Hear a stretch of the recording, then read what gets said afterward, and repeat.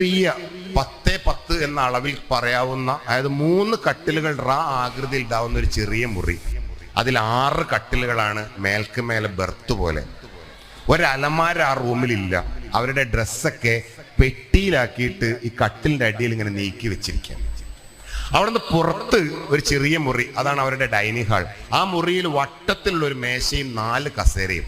6 പേർ താമസിക്കുന്ന ആ സ്ഥലത്ത് 4 കസേര മാത്രമേ ഉള്ളൂ. ആ മുറിയുടെ തന്നെ ഒരു മൂലക്ക് ഒരു നീളത്തിലുള്ള ഒരു മാർബിളിന്റെ പലക. ആ പലകയുടെ മുകളിൽ ഒറ്റ ബർണർ മാത്രമുള്ള ഒരു അടുപ്പ്. 6 പേർക്ക് ഭക്ഷണം ഉണ്ടാക്കാൻ ഒരു ബർണറേ ഉള്ളൂ. 4 പേരുള്ള എൻ്റെ വീട്ടിൽ ഭക്ഷണം ഉണ്ടാക്കാൻ 3 ബർണറിൽ ഒന്ന് കേടുവരുമ്പോഴേക്ക് എൻ്റെ ഭാര്യ ചീത്ത പറഞ്ഞ ഞാൻ അപ്പം ആലോചിച്ചു. അവരുടെ ബാത്റൂമിൽ ഞാൻ മൂത്രമൊഴിക്കാൻ കയറിയപ്പോൾ ഇന്ത്യൻ ക്ലോസറ്റ് എന്ന് പറയാവുന്ന താഴോട്ട് കുഴിയുള്ള ക്ലോസറ്റാണ്. അതിൻ്റെ വലത്തെ കാല് വെക്കുന്ന ഭാഗം പൊട്ടിപ്പോയിട്ടുണ്ട്. അവിടെ ഇരിക്കുമ്പോൾ ഞാൻ വീണു പോകുമെന്ന് പേടിച്ചെങ്കിലും 2 വർഷമായി 4 മനുഷ്യർ ഉപയോഗിക്കുന്ന ഈ ബാത്റൂം എനിക്ക് ഉപയോഗിക്കാൻ പറ്റില്ലെങ്കിൽ ഞാനൊരു അഹങ്കാരി അല്ലേ എന്ന് വിചാരിച്ചിട്ടാണ് ഞാൻ അവിടെ മൂത്രമൊഴിച്ച് തിരിച്ച് ഇങ്ങോട്ട് ഇറങ്ങുമ്പോൾ അവൻ്റെ ഭാര്യ മൊബൈൽ ഫോണിൽ വാട്സപ്പിൽ വീഡിയോ കോൾ ചെയ്യുക.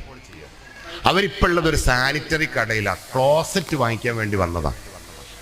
ക്ലോസറ്റിന്റെ വീഡിയോ ഇങ്ങനെ കാണിച്ചു കൊടുത്തുകൊണ്ട് അവൾ പറയാണ്, എഞ്ചിനീയർ പറഞ്ഞത് ഈ മോഡൽ വാങ്ങാനാണ്, ഇതിന് 32,000 റുപ്യ വില. ഞാനും മോളും നോക്കിയപ്പോൾ മനസ്സിലായത് ഇതാ കുറച്ചുകൂടി നല്ലതിന് 42,000 ആണ്. ഇതിലേതാ വാങ്ങേണ്ടത്, വേഗം ഇങ്ങോട്ട് പറയാം. അപ്പൊ അവൻ തിരിച്ചു പറഞ്ഞ്, നീ വിളിച്ച് നന്നായി, മോളെ കാണാൻ പൂതിയായിരുന്നു, ഇന്നലെ ഞാൻ ഓളെ സ്വപ്നം കണ്ടിരുന്നു, നീ മോളെ മുഖത്തേക്കൊന്ന് ക്യാമറ ആക്കിക്കുകയാണ്, നിങ്ങൾ മാഞ്ഞാളം കളിക്കാണ്ട് ഇതിന്റെ അഭിപ്രായം പറയാന്ന് പറഞ്ഞിട്ട് മോളെ മുഖത്തേക്കാക്കാതെ ക്ലോസറ്റ് കാണിച്ചുകൊണ്ടിരുന്നു. അപ്പൊ അവൻ തിരിച്ചു പറയാണ്, അതൊക്കെ ഇപ്പൊ എന്നോട് ചോദിച്ചോണ്ടിരിക്കണുണ്ടോ, നിങ്ങൾക്ക് എനക്കും മോക്കൊക്കെ ഇഷ്ടപ്പെട്ട അതാണെങ്കിൽ നീ അതങ്ങ് വാങ്ങിയാ പോരെ എന്ന് ചോദിച്ച് ഫോൺ കട്ട് ചെയ്തു. ജീവിതകാലം മുഴുവനും ഒരു വൃത്തിയില്ലാത്ത കക്കൂസ് ഉപയോഗിക്കുന്ന ആ മനുഷ്യന് തൻ്റെ മകളും ഭാര്യയും ഏറ്റവും മികച്ച കക്കൂസാണ് ഉപയോഗിക്കേണ്ടത് എന്ന വിചാരമാണല്ലോ എന്ന് തോന്നിയിട്ട് ഞാൻ അറിയാതെ കണ്ണിൻ്റെ കോണിൽ ഇത്തിരി വെള്ളം വന്നുപോയി. അതവൻ കണ്ടു. അവൻ തിരിച്ചു വന്ന് എൻ്റെ തോളിലേക്ക് ഇങ്ങനെ ചാഞ്ഞു കിടന്നിട്ട് ഒരൊറ്റ കരച്ചില. നീ നാട്ടിൽ പോയിട്ട് ഭാര്യയോടും മക്കളോടൊന്നും ഞങ്ങളൊക്കെ എങ്ങനെയാ ജീവിക്കുന്നത് പറയരുത് കേട്ടോ.